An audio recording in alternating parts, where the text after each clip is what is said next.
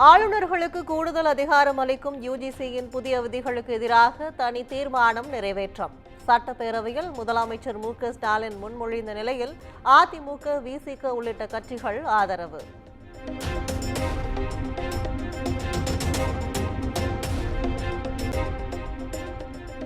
மாநில அரசின் பல்கலைக்கழகங்களை மத்திய அரசு கட்டுப்பாட்டில் கொண்டுவர முயற்சிப்பது நோக்கம் கொண்டது. கல்வியில் எதை செய்ய வேண்டுமோ மத்திய அரசு அதை செய்வதில்லை என்றும் பேரவையில் முதலமைச்சர் மு.க.ஸ்டாலின் பேச்சு.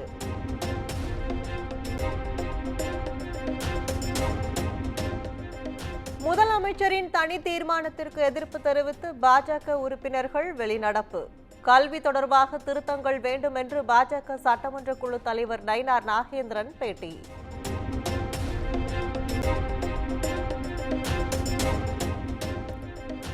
துணைவேந்தரை தேர்ந்தெடுக்கும் விவகாரத்தில் அரசியல் செய்து தீர்மானம் நிறைவேற்றப்பட்டுள்ளதாக அண்ணாமலை குற்றச்சாட்டு. யுஜிசி குறித்து முதலமைச்சர் உயர்கல்வித்துறை செயலாளரிடம் கேட்டு தெரிந்து கொள்ள வேண்டும் எனவும் பேச்சு.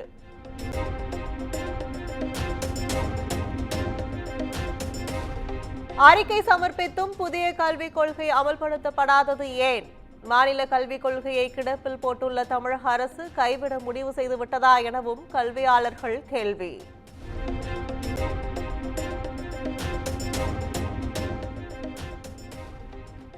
தங்களுக்கு தேர்தல் இன்னும் வரவில்லை, அப்படி வந்தால் பொங்கல் தொகையை கொடுப்பது குறித்து பார்த்து கொள்ளலாம். அதிமுக எம்எல்ஏ எழுப்பிய கேள்விக்கு பேரவையில் அமைச்சர் துரைமுருகன் பதில்.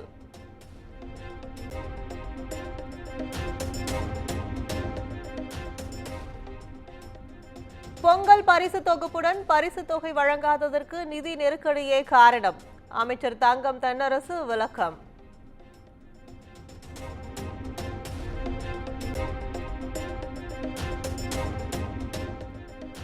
ஆளுங்கட்சி வரிசையோடும் சபாநாயகரோடும் சட்டப்பேரவை முடிந்துவிட்டதா? சட்டப்பேரவையின் கேமராக்கள் இன்றும் எதிர்க்கட்சியின் பக்கம் திரும்பவே இல்லை எனவும் எடப்பாடி பழனிசாமி விமர்சனம்.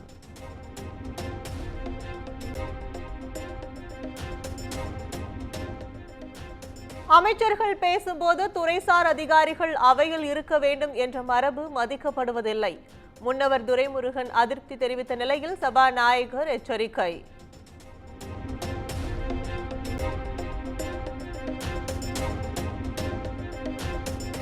கோவையில் ஏஐக்கான தொழில்நுட்ப பூங்கா அமைக்கப்படும் என முதலமைச்சர் மு.க.ஸ்டாலின் அறிவிப்பு. சிறிய நகரங்களிலும் எல்காட் தொழில்நுட்ப பூங்கா உருவாக்கப்படும் என்றும் பேச்சு.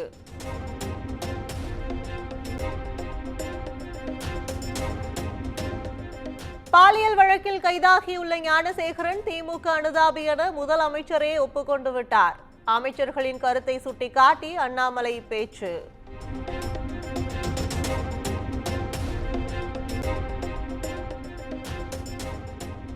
ஆசிரியர் தேர்வு வாரியம் மூலம் விரைவில் 6000 பணியிடங்கள் நிரப்பப்படும். தற்காலிக ஆசிரியர்களுக்கு மாற்றாக நிரந்தர ஆசிரியர்கள் விரைவில் நியமிக்கப்படுவார்கள் எனவும் அமைச்சர் அன்பில் மகேஷ் உறுதி.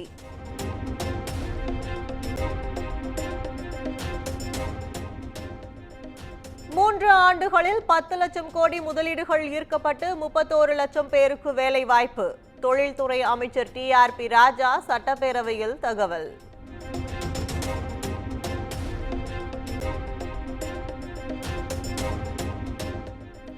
சீமான் மீது நடவடிக்கை எடுக்குமாறு திமுக சார்பில் காவல் ஆணையர் அலுவலகத்தில் புகார். திராவிடர் விடுதலை கழகம் சார்பிலும் சென்னை ஆணையர் அலுவலகத்தில் புகார் மனு.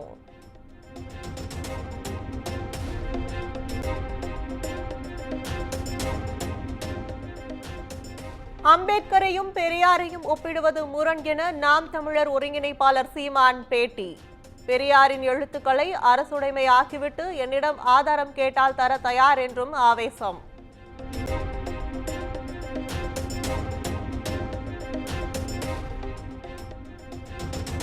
பெரியார் பேசியதையெல்லாம் பொதுவெளியில் பேச முடியாது.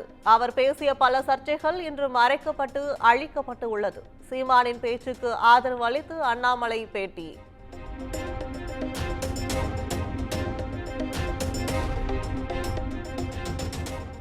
அண்ணா நகர் சிறுமி வன்கொடுமை வழக்கின் மூலம் பாலியல் குற்றவாளிகளின் சரணாலயம் அதிமுக என்பது மீண்டும் அம்பலமாகியுள்ளது. தமிழகத்தில் பெண்களுக்கு பாதுகாப்பில்லை என அருவருக்கத்தக்க வதந்தியை இபிஎஸ் பரப்புவதாகவும் அமைச்சர் சிவசங்கர் குற்றச்சாட்டு.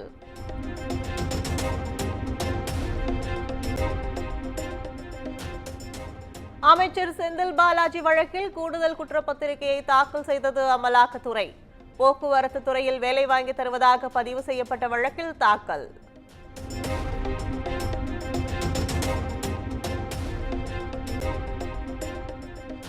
பல்லடத்தில் மூவர் கொலை செய்யப்பட்ட சம்பவத்தை சிபிஐ விசாரணைக்கு உத்தரவிடக் கோரி பாஜகவினர் போராட்டம்.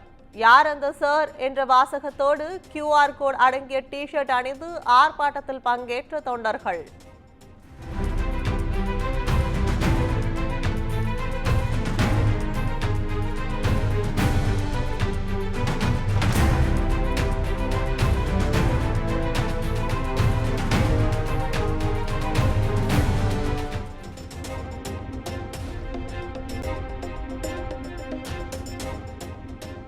கதிர் ஆனந்துக்கு சொந்தமான கிங்ஸ்டன் கல்லூரியின் சர்வர் ரூமுக்கு வைக்கப்பட்ட சீலை அகற்ற கோரிய மனு தள்ளுபடி. சென்னை உயர்நீதிமன்றம் உத்தரவு.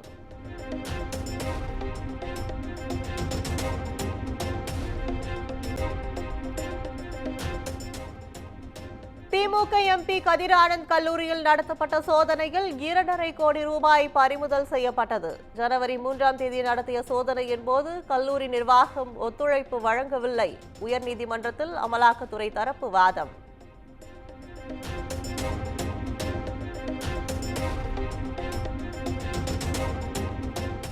அதிமுக பொதுச் செயலாளர் பதவி தொடர்பாக விசாரணை நடத்த தேர்தல் ஆணையத்திற்கு சென்னை உயர்நீதிமன்றம் இடைக்கால தடை. எடப்பாடி பழனிசாமி தாக்கல் செய்த மனு மீது சென்னை உயர்நீதிமன்றம் உத்தரவு.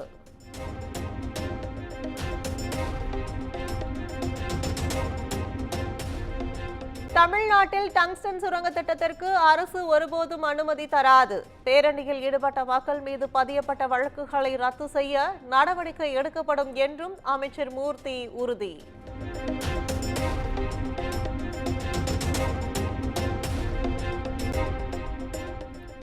சென்னை ஆளுநர் மாளிகையில் பொங்கல் பெருவிழா கோலாகலம். தமிழர்களின் பாரம்பரிய முறைப்படி பொங்கலிட்டு மகிழ்ந்த ஆளுநர் RN ரவி. இடைத்தேர்தல் அறிவிக்கப்பட்ட ஈரோடு கிழக்கு தொகுதியில் பொங்கல் தொகுப்பு கிடைக்குமா? தேர்தல் நடத்தை விதிகள் அமலில் உள்ள நிலையில் நியாய விலைக் கடைகளில் பொங்கல் தொகுப்புகள் தேக்கி வைப்பு.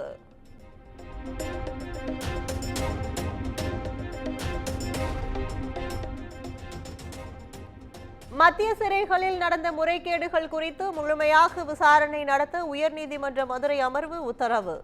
வழக்கின் விசாரணையை நீதிமன்றம் கவனித்து வருவதாகவும் கருத்து.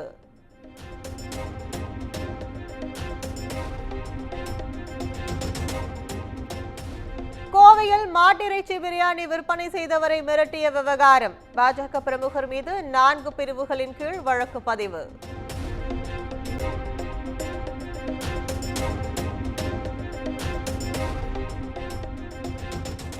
ஈரோடு அந்தியூர் அரசு பள்ளி வளாக கட்டடத்தின் மேற்கூரையை சுத்தம் செய்த மாணவர்கள். வீடியோ வெளியான நிலையில் வேலையில் ஈடுபடுத்திய ஆசிரியர் மீது நடவடிக்கை எடுக்க வலுக்கும் கோரிக்கை.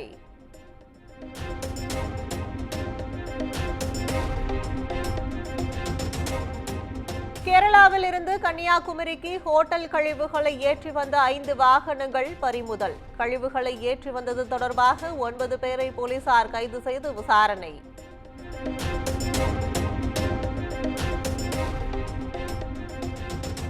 கடலூர் மாமன்ற கூட்டத்திற்கு யார் அந்த சார் பேட்ச் அணிந்து வந்த அதிமுக கவுன்சிலர்கள்? பேட்சை கழற்ற மறுத்ததால் சஸ்பெண்ட் செய்து மேயர் நடவடிக்கை.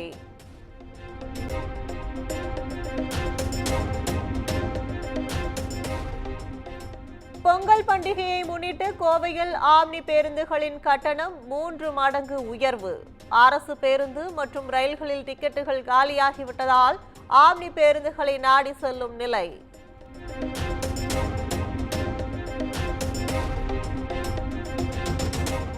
நாமக்கல் மாவட்டம் குமாரபாளையத்தில் சொகுசு கார் கட்டுப்பாட்டை இழந்து விபத்து. விபத்தில் சிக்கிய கார் உருண்டோடிய CCTV காட்சிகள் வெளியீடு. மேகதாது விவகாரத்தில் தமிழ்நாடு நலனுக்கும் சேர்த்து நீதிமன்றம் தீர்ப்பளிக்கும் என நம்புகிறோம். காஞ்சிபுரத்தில் கர்நாடக துணை முதலமைச்சர் டி.கே. சிவக்குமார் பேட்டி.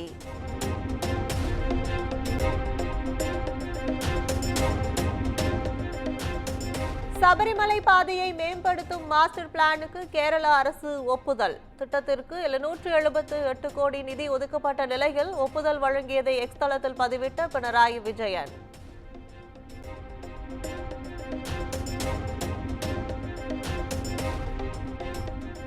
ஆறு பேர் உயிரிழந்த திருப்பதி கோயிலில் ஆந்திர முதலமைச்சர் சந்திரபாபு நாயுடு ஆய்வு. காயமடைந்தோரை மருத்துவமனை சென்று நேரில் சந்தித்து ஆறுதல்.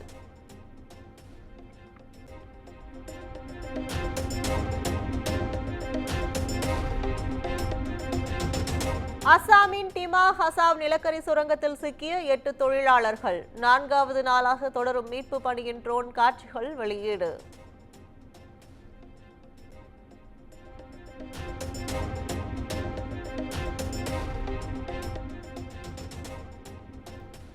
புலம்பெயர் இந்தியர்களுக்கான 18வது பாரதிய பிரவாசி திவாஸ் நிகழ்வு. ஒடிசாவின் புவனேஸ்வரில் தொடங்கி வைத்தார் பிரதமர் மோடி.